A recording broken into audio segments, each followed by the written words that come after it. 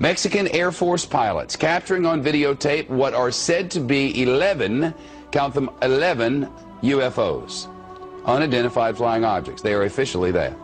Bright objects, some sharp points of light moving quickly across the sky. The tape called historic by some. Members of the Mexican Defense Department saying it's the first time UFOs have had the backing of any country's armed forces. Now, a group of activists calling on the United States government to end what it says is an embargo on the truth about extraterrestrial life. Strange lights in the sky. Robert Salas worries aliens have their eyes on our nuclear weapons. The former Air Force Minuteman launch officer remembers one morning early in March of 1967. While on duty, several in the military witnessed unexplained red lights in the skies over Malmstrom Air Force Base in Montana.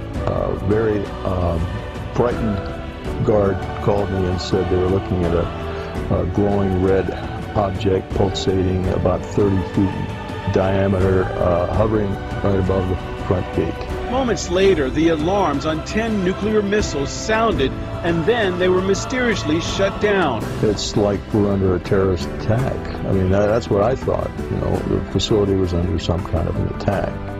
But it was very strange.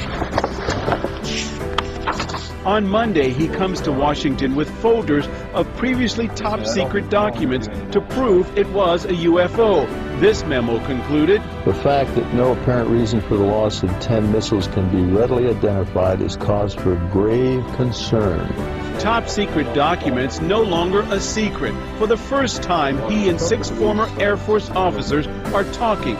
They want the Air Force to come clean. We were never debriefed. After that, we were ordered not to ever talk about it. So the Air Force has deliberately not told the truth about not only my incident, but maybe hundreds of others at military facilities. Salas says it was a UFO with a message. I just think it was a message to us about the danger of nuclear weapons. Other incidents were covered up, and it's high time the Air Force and the government opened up their files. Describe what they look like. I could, but it would probably take a whole lot of time. The reason I state that, when I got out in 1989, we had cataloged 57 different species. You have individuals that look very much like you and myself that could walk among us and you wouldn't even notice the difference, except for some of the things that they might be able to go ahead, even in a dark room, and touch an object and go ahead and identify what color that object might be. They would have a heightened sense of smell, sight, hearing. The situation is that you have various types of what we normally call grays. We didn't call them grays in the military, but you had at least 3 types of the grays. You had some that were much taller than we were. The unique thing that I'd like to point out for the most part is that the entities that we did catalog were in fact humanoid. Now this created a situation where the scientific community was trying to figure out why that would be the case, because you would expect that if life evolved on other planets, that they would take on some type of other being, so to speak, not necessarily look humanoid or be bipedal such as we are. But apparently we got quite a few of the species out there that are humanoid in appearance, and that creates a question that yet has to be answered by science.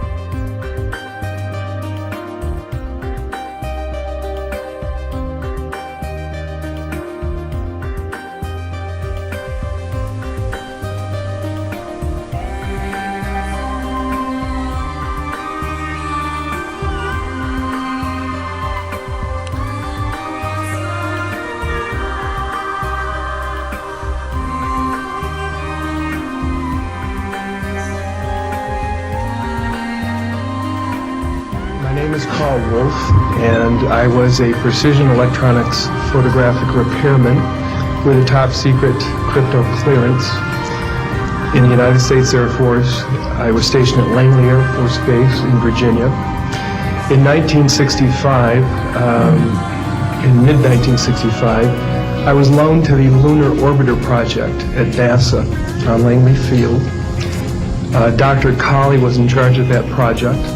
They had problems with a piece of electronic equipment that was bottlenecking their production of photographs. I went to the facility, and when I walked into the facility, there were scientists from all over the world. I was stunned, actually, to see people at a NASA project from all over the world. It didn't make any sense to me initially. I was taken into the laboratory where the equipment was malfunctioning. I couldn't repair it in the dark. I asked to have it removed. A Airman Second Class was in the dark room at that time. I was also an Airman Second Class.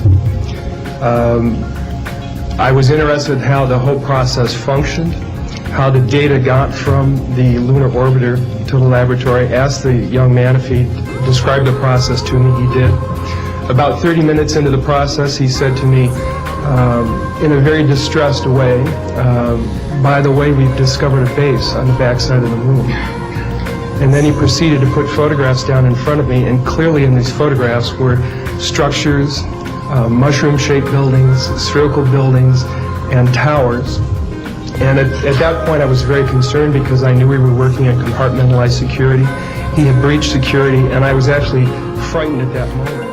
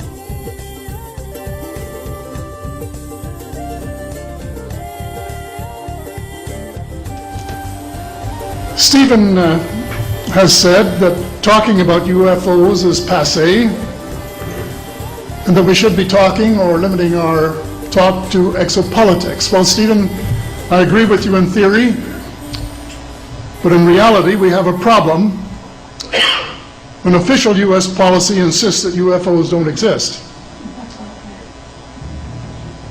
The veil of secrecy must be lifted, and it has to be lifted now, before it's too late. It is ironic that the U.S. would begin a devastating war, allegedly in search of weapons of mass destruction, when the most worrisome developments in this field are occurring in your own backyard. It is ironic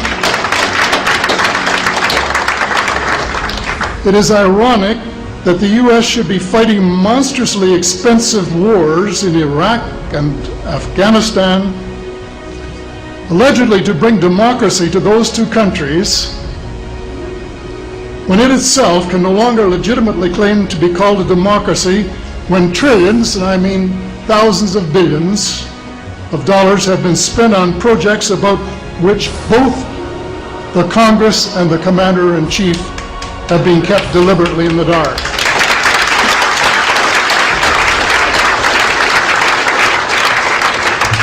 How much has been accomplished in 60 years of feverish activity by some of the most educated minds in the United States? Has America developed flying saucers that are visually indistinguishable from the visitors, as alleged? And if so, what do they propose to do with them? Even more critical, what progress has been made in the development of clean energy sources that could conceivably replace fossil fuels and save the planet from becoming a veritable wasteland? Well, who has the answers?